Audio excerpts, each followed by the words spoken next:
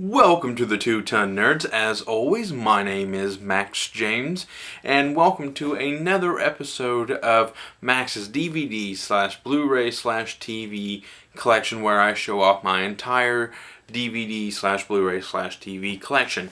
And the genre for this episode is superhero slash comic books, or anything kind of in that realm.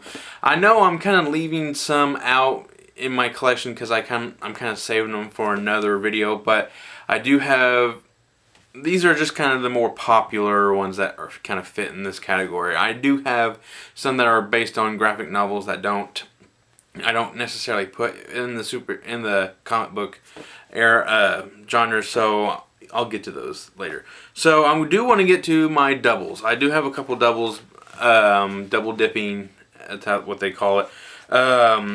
On genre for these movies is called, first up is Hellboy, the director's cut on Blu-ray, and as well as Hellboy 2 on Blu-ray as well. But I also have the DVD versions of them. I have this really cool 3-disc box set of Hellboy director's cut. I cannot get rid of this one because I like the cover art, and it comes with a really cool book.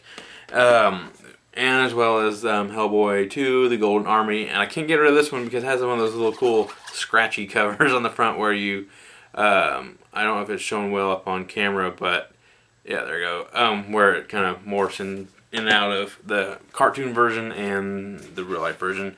And the other double I have is Sin City, the unrated and theatrical versions of the movie. This one comes with like a little mini graphic novel of the first book, The Hard Goodbye. That's the Marv story, if you've ever seen the movie.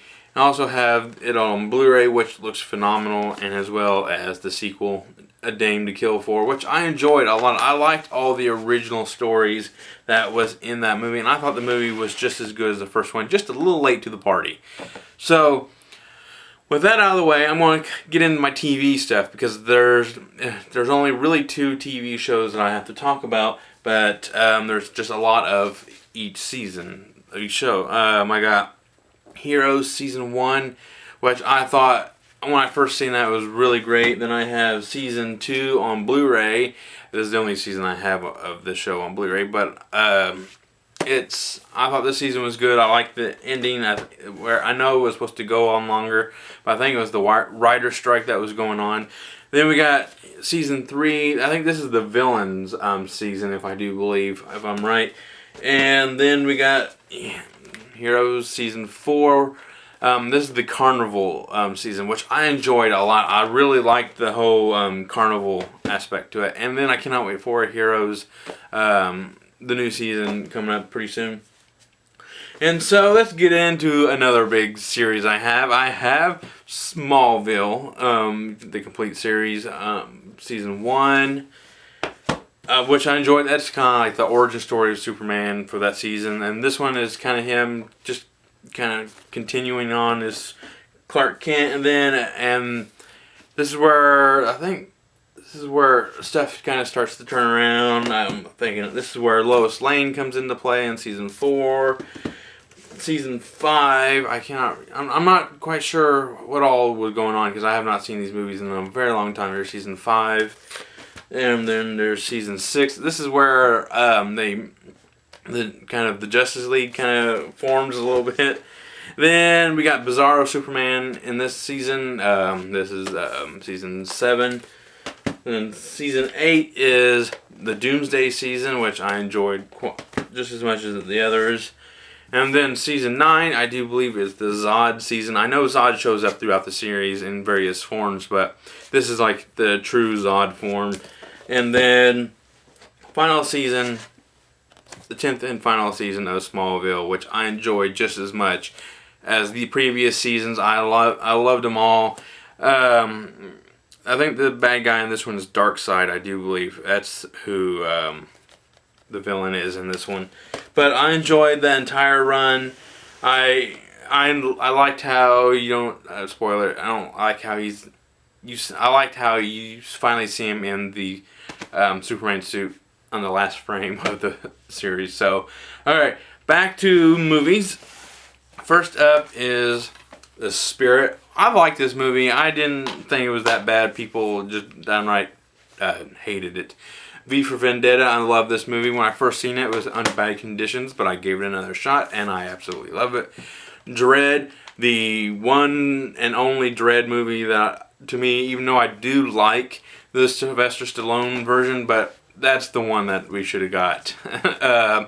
Kingsman, I thought this movie was great. When I went and seen this, it was kind of like we didn't quite know what to expect, and our expectations were kind of low. And just because we didn't really know not much about it, but the trailers looked good and stuff. And when we finally got out, it was like, oh, this movie was awesome.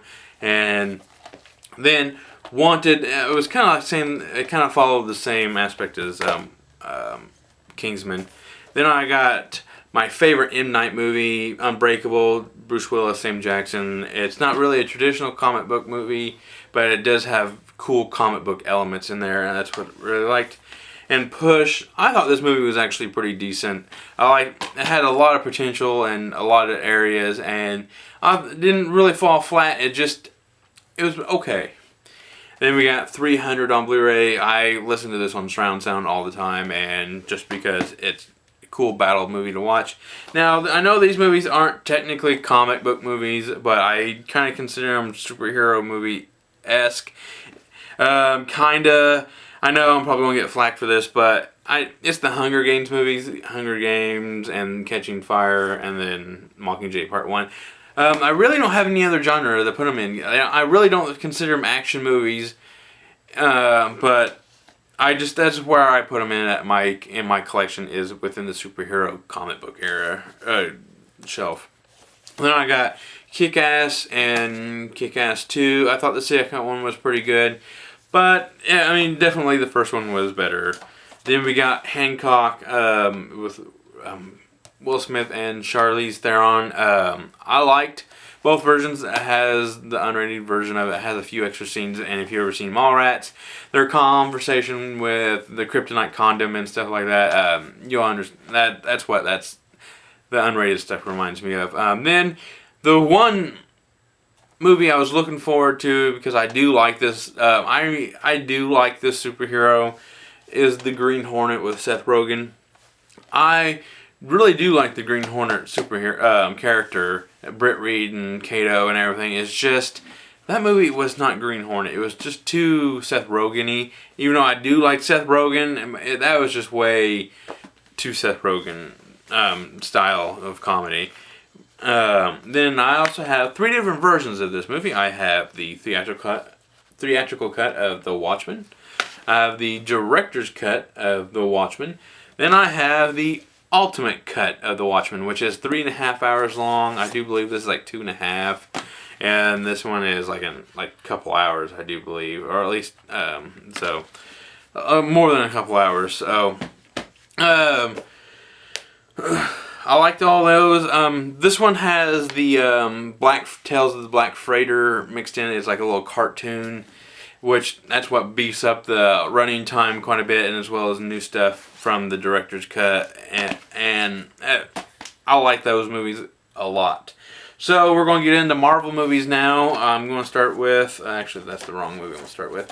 The Punisher with Dolph Lundgren. I love this Punisher movie just because it was just gritty, it's dark, and he's fighting the Yakuza, and I think that's probably one of my favorite villains for the Punisher is the Yakuza. And then we got the Punisher where he fights the mob, and it has one of the best scenes in a comic book movie out of the Marvel run, and out of all the Marvel related movies, is where the Punisher's going against the Russian, and the music is playing in the background, that operatic music playing on in the background. Oh man, that was just a great scene. And then I'm trying to find the other Punisher movie. And then I got Warzone Punisher. This movie had a lot of potential because the Thomas Jane one was such a big hit with comic book fans because it was gritty, it's dark, it had that really cool soundtrack, and it fit the Punisher, and Thomas Jane looks like the Punisher. And it's just that Warzone kind of went a step back and didn't quite move forward. And it had some good elements. It had Jigsaw as the villain, but it's just, it didn't go anywhere. And then I have Daredevil, the director's cut, the rated R version of it. I did like this one. I know there's a couple of scenes that should have been left out, like that schoolyard scene fighting. That should have been a dead giveaway. I just know, I think I watched a review on it or whatever. That should have been a dead giveaway on who Daredevil was, that scene.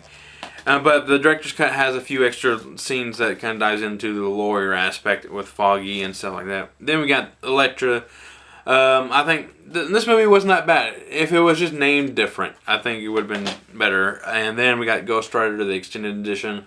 I kind of forget what's extended about it. This has Nick Cage in it. I just can't remember what was all extended about it.